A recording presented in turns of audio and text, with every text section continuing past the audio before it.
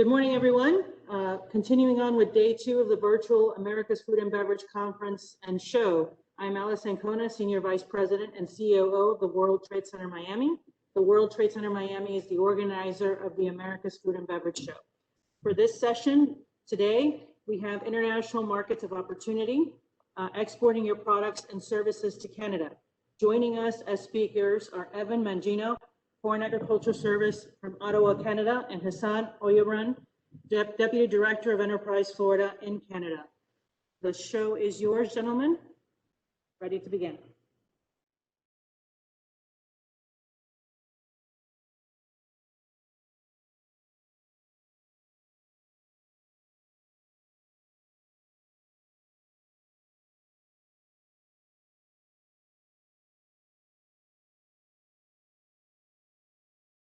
Evan, you're ready to go. Can you share your screen?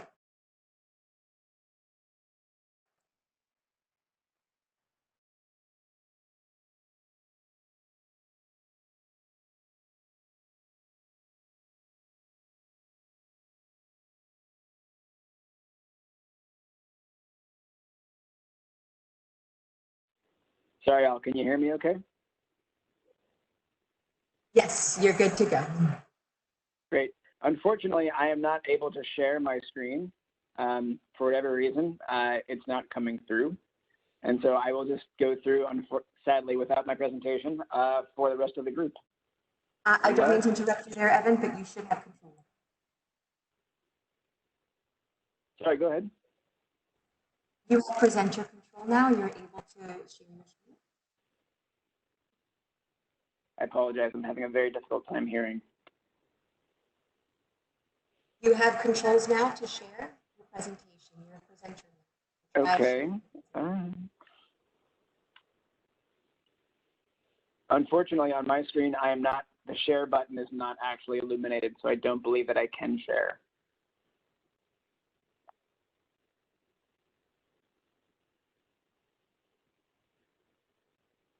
Still trying. Still no access to the share button.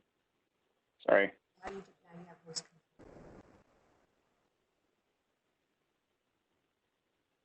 Remember, Cisco takes a few minutes. If it's all right with everybody, I'm happy to go along without the benefit of the presentation. I would much prefer it, but I can do it without. If that works for you, just toss host controls back to me and we should be good to go. Just right click on WTC admin. I don't know. Let's see if I can pass control back to you, madam. In the panelists chat, right click.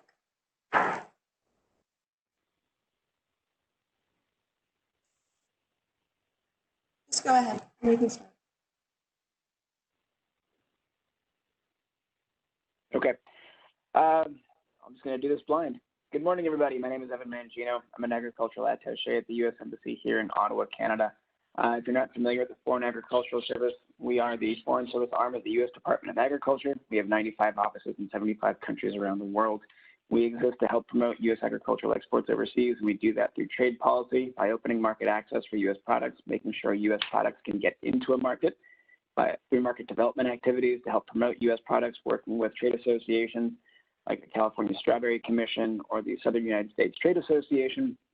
And we do that in certain countries by helping to build the capacity of local governments and local agricultural systems to receive U.S. food and agricultural products. Up here in Canada, we are the #1 U.S. agricultural export market overseas, worth about $21 billion last year in 2019. We promote U.S. agricultural products under a bilingual brand up here in Canada, the Taste USA brand for Anglophone Canada, and the Prenez-Goût aux États Francophone brand. And this is kind of our effort to develop an umbrella marketing plan that can kind of capture all the efforts of U.S. agricultural cooperators, the groups that I was mentioning before. As I mentioned, there are over 40 of them active here in Canada. It is probably one of the most active markets around the world because there is so much opportunity in this market. You will see that Canada is a first stop for many U.S. food and agricultural companies in their export journeys, and it's a great place to be selling a wide variety of products, particularly these days, natural and healthy products. Real quickly, I'll give you an overview of what COVID-19 looks like up here on the Canadian side of the border. We are fully in the second wave of COVID-19 outbreaks in Canada, and we have seen day-by-day conditions change on the ground in major metropolitan areas. This has been most pronounced in Quebec and Ontario, where the majority of the Canadian population is located, and also where the majority of COVID-19 cases have been. The border with the United States remains closed to all but essential traffic. This is, basically the nature of commerce. When we have trucks taking food and agricultural products back and forth the border, they're continuing to move, but travelers have not been able to cross the border since late March. And right now the border is closed until at least November 21st. And as I mentioned, trucking is working just fine, as are the ports and as are the airports when it comes to cargo and freight. So we see actually ag trade between the United States and Canada, which is the world's largest bilateral agricultural trading relationship, functioning at near normal capacity, which is nothing short of remarkable. And we actually see Canadian exports to the United States up over the calendar year 2020 so far. So it's a real testimony to the resilience and the endurance of our relationship and the remarkable integrated nature of our North American agricultural system. A couple of things to keep your eyes on. Right now, food service is heading into an unknown territory.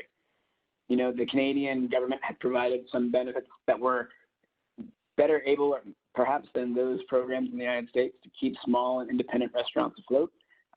How long the Canadian government is able to maintain that level of support for food service purveyors remains to be seen. But right now, as we enter into a second round of shutdowns and closings for in-person dining in the major markets like Toronto and Montreal and Vancouver, there's a real big question mark hanging over food service. And so that area of demand will be something we'll be watching closely in the months to come.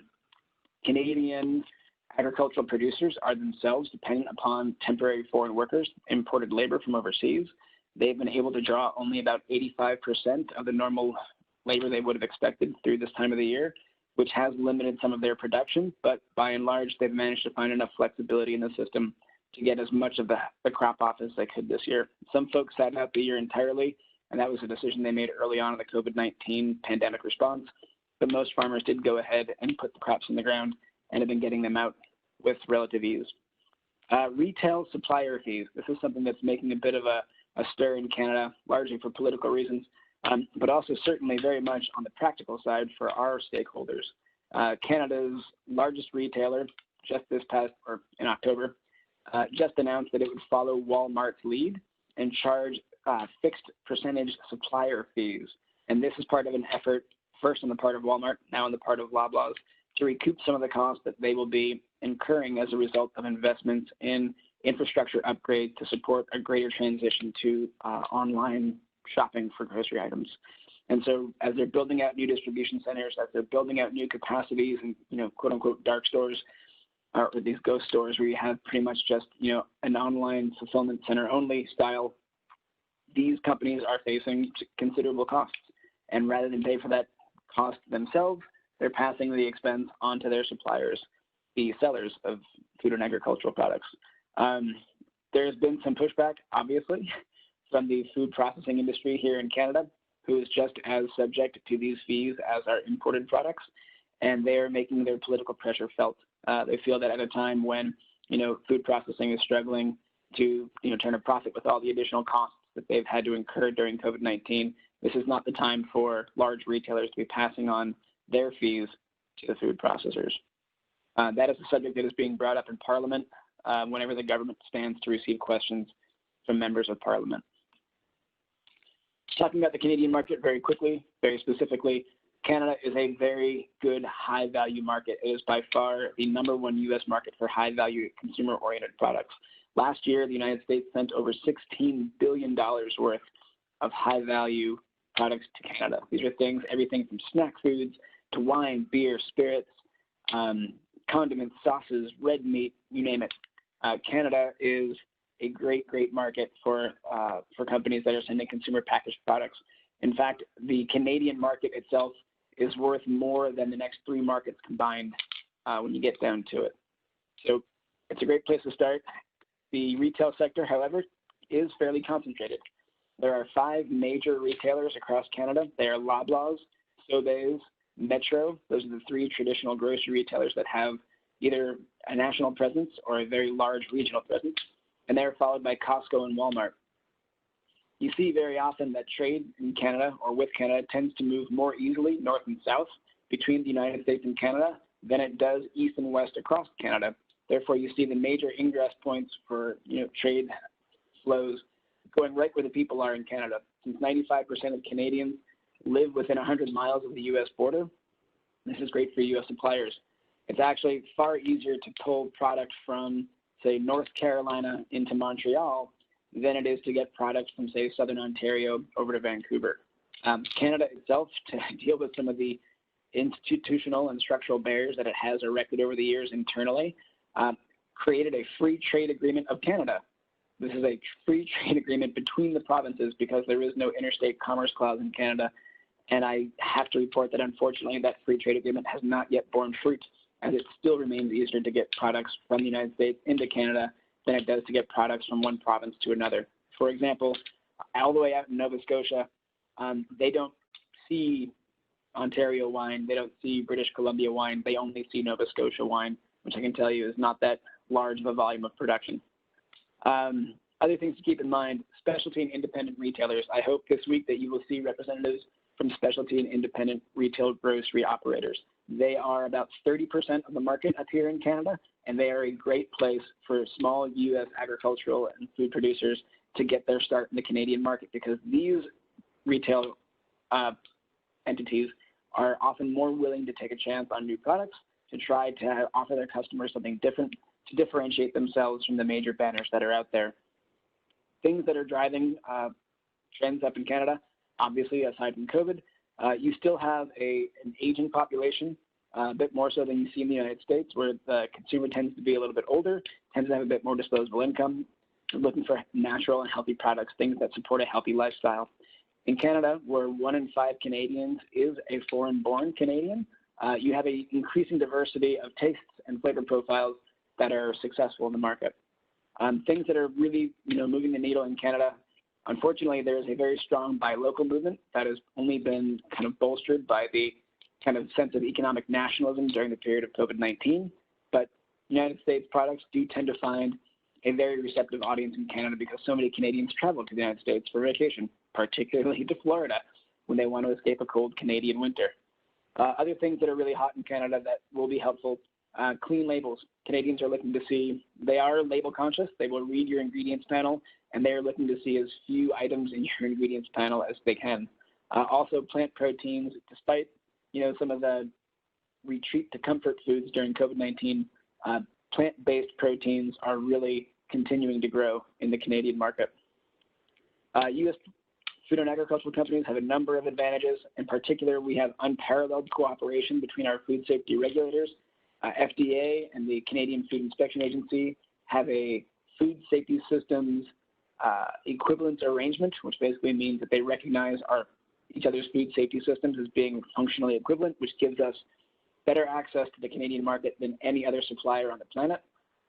We also have a great range of innovative products that Canada doesn't have. Canada is a somewhat smaller market. The good rule of thumb to keep in mind is that the population is about 1/10 the population of the United States. The economy is about 1/10 the population of the United States. It can only support so large of a food processing sector on its own.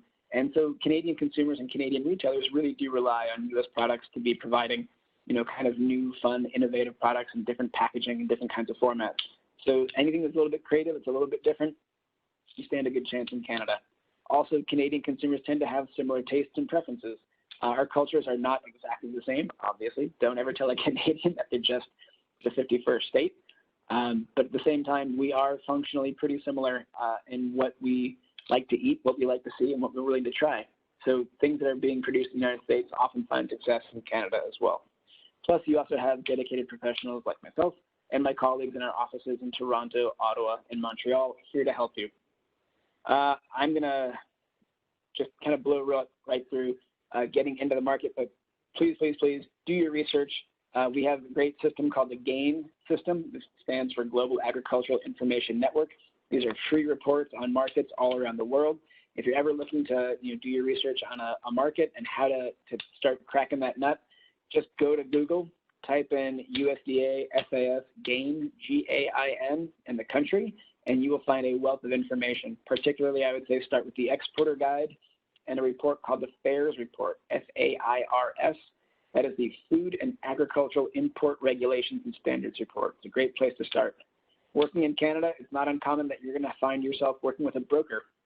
And this is not just a customs broker, this is a food broker, somebody who will kind of manage your product and be your advocate in the market and will pioneer your product. We have lots of information that can provide you about that process and what it looks like and what the kind of parameters should be for costs and things. But generally speaking, brokers do often work on a retainer fee in the beginning and then transition into a fixed percentage of say 5 to 10% of total sales. And lastly, and most importantly, make sure that your product is indeed eligible. Learn the Canadian rules and regulations, and these are commonly known up here as the Safe Food for Canadians regulations. Again, take a look at our reports. We have lots of great information there to help get you started. Yeah, I would love to be able to share my contact information, and hopefully there will be a way afterwards that we can share the information for our staff in Ottawa, Toronto, and Montreal, where we have locations. Thanks. Thank you, Evan. Hesam, I'm going to toss it over to you. Thank you, Evan.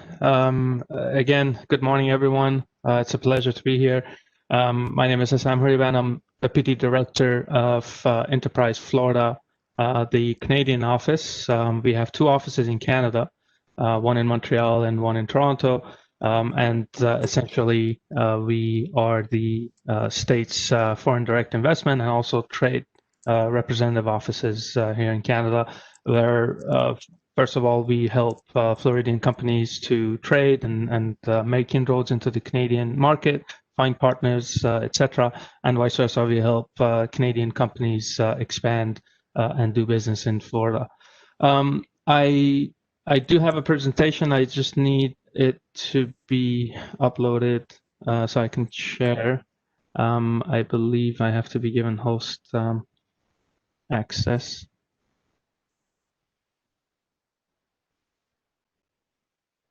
I'm going to let my colleague Evan figure out the technical issues.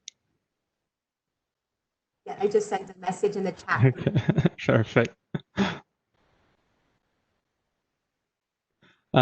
Just while we're getting the, oh, there we go.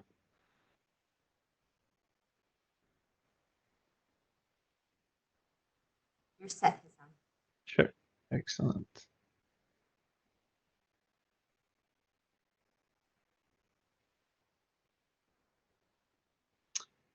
Is this coming through? Is everyone? Yep, excellent. Perfect, excellent. Sorry for the delay. Thank you, Evan. That was quick. All right, again, Evan pointed out a couple of these sort of items, checklist items. For Floridian companies looking to export to Canada, although it's sort of the same business culture, it's as seamless as possible, sending your products or selling your services in Canada, there are still regulations, especially if it's a food product, food and beverage product. Please do pay attention. First of all, that Canada is a bilingual market. If you're selling into Canada in Ontario or Quebec, products have to have the French and English labeling on them. We at Enterprise Florida do work with several outside partners that can help a Floridian company overcome those challenges and regulations. Evan as well, and the rest of the team in the embassy and the other U.S. consulates and U.S. commercial services offices across Canada can also assist you with those types of regulations, branding, marketing, etc. Again, I'm not going to go through all of this, but it is important to note that your product is export ready if you're looking to export it to Canada. If it's a service as well, again, you do have to take into consideration the new rules with regards to the pandemic, the new layout of the landscape. But we just want to make sure that if a Floridian company is approaching either Enterprise Florida Canada office or U.S. Commercial Services, that you at least at your end have done your homework and have everything ready to send your products into the market. If it is sort of a food product, just make sure that the supply chain is there, that you can actually send your products to Canada as fast as possible without any delays, either at the border or manufacturing and production. Evan pointed out some of the main sectors. I'm not going to go too much into details. These are just some of the traditional sectors that are, sort of in Canada that are top with regards to investment and export. Again, Canada is Florida's one of Florida's main trading partners with regards to exportation and importation. So it is a great market for Floridian companies and vice versa. Some of the main sectors that have shown growth in Canada over the years, as you can see, Evan spoke with regards to agri-food. There are other sectors that are top of mind. Anything that has to do with software development, artificial intelligence, gaming. This is a market that is very mature. There is a great talent pool and also a lot of big players both in Ontario and Quebec. So it's definitely a cluster and hub for these types of sectors. Again, the two charts, as you can see, Florida's top exports to Canada and vice versa, what Florida is importing from Canada in terms of dollars and also products. Again, just make sure that if, for example, there are several sectors that are saturated in Canada. So if your product falls within those categories, it's important to note that you'll be facing tough competition in the Canadian market. Otherwise, again, anything that has to do with regards to food and beverages, it is a very receptive market for those types of products from Florida.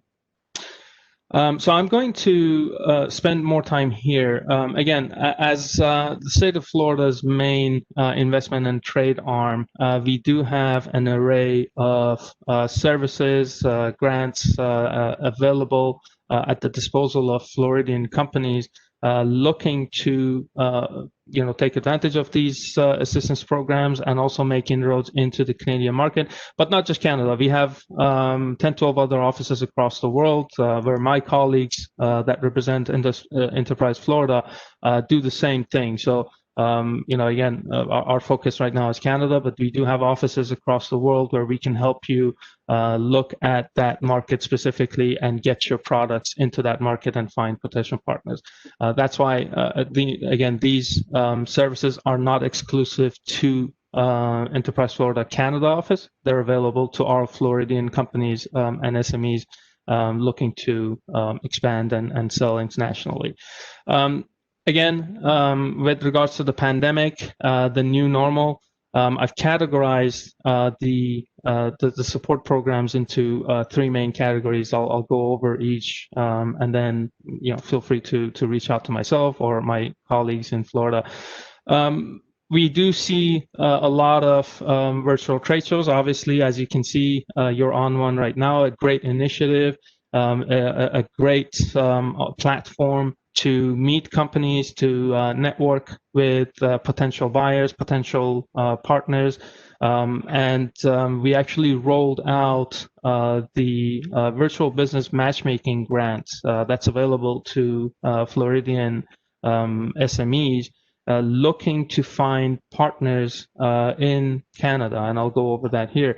So the way the grant and the service works is that you basically pay the $1,815 fee up front, and then you are reimbursed by Enterprise Florida.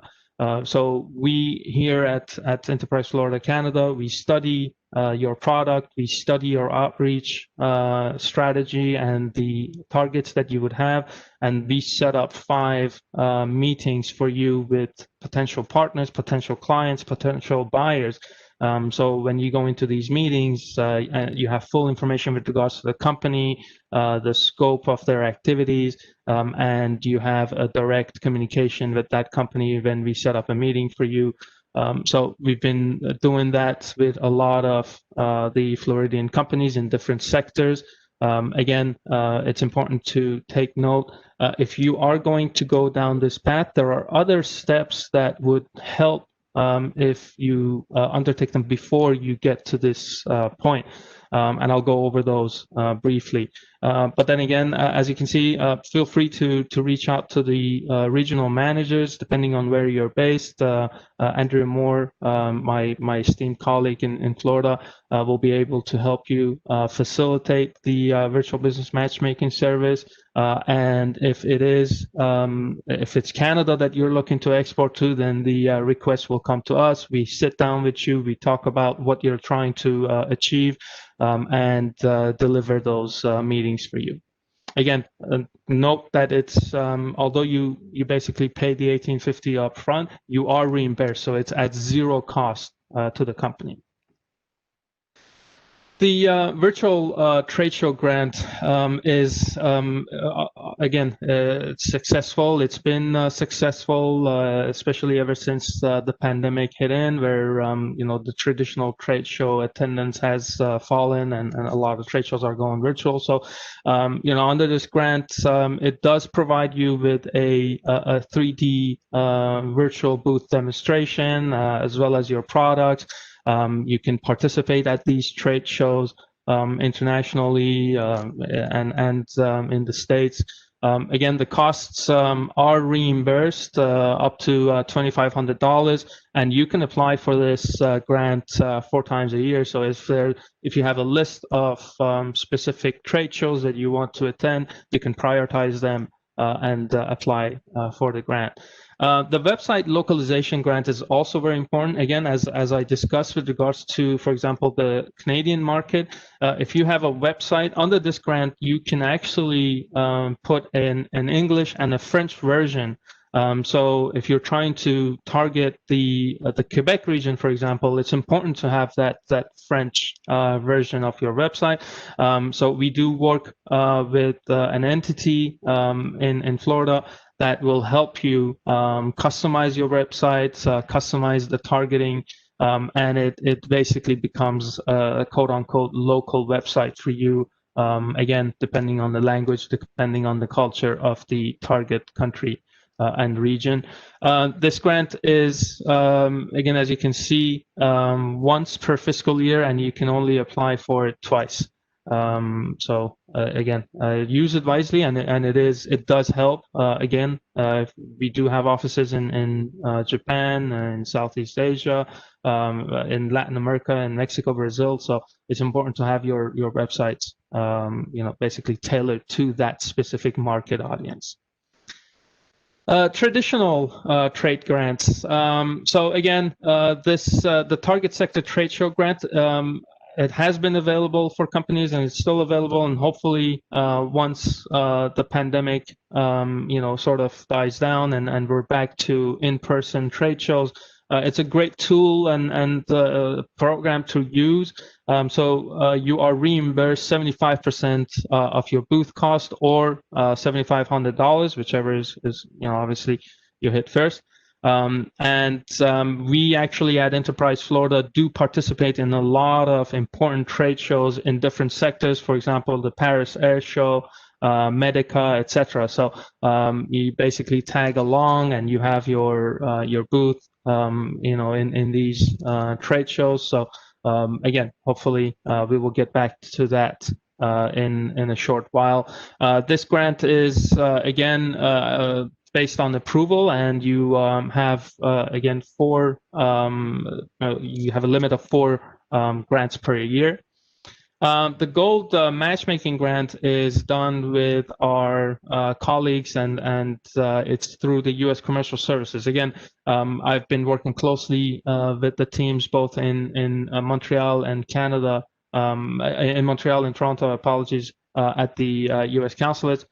So the grant works sort of like this, the Enterprise Florida Virtual Business Matchmaking process, where you sign up and they go over your criterias, strategy, types of people you want to get in front of, and they set up meetings for you. And again, it's also 100% reimbursed. And under this program, you can apply 4 times a year for this. So again, prioritize your markets and apply for this service.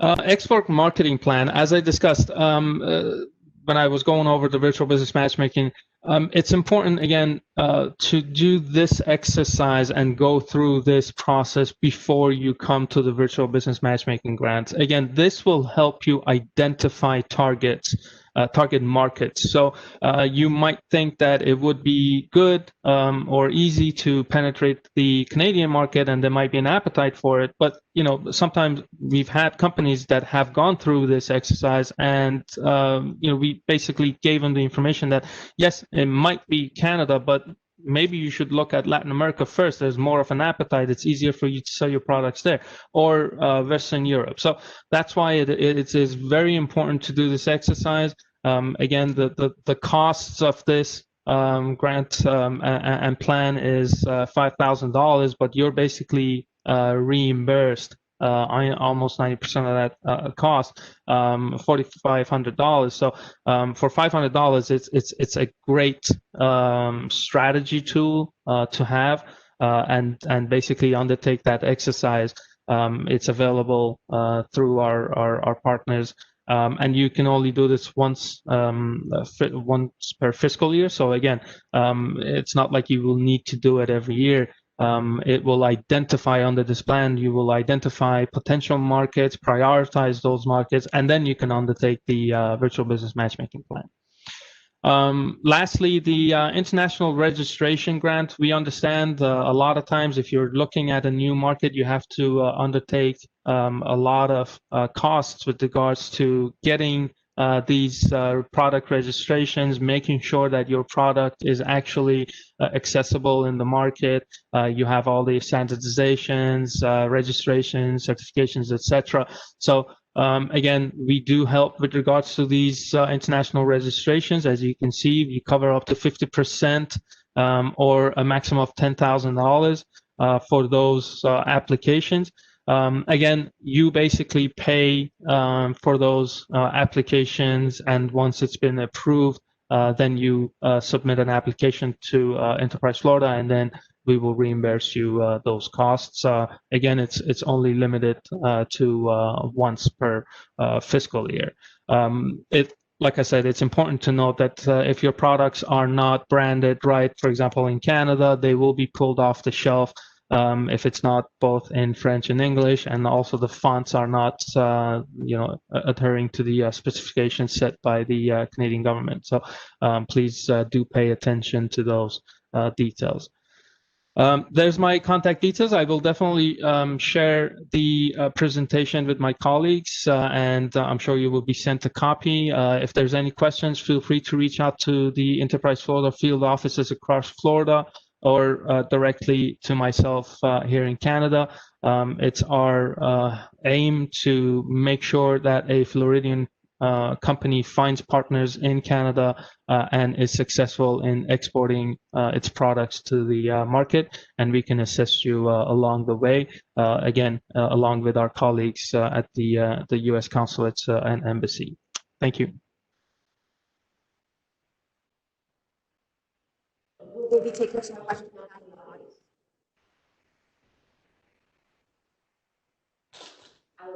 Yeah, let's give everyone a few minutes to see if any questions pop in on the chat. Thank you both, Hesam and Evan, for a great presentation. For those that are watching, and for those that may have missed it, we will be replaying the recording of this video later on during the conference. so folks will have the opportunity to watch this session. Let's hold a minute.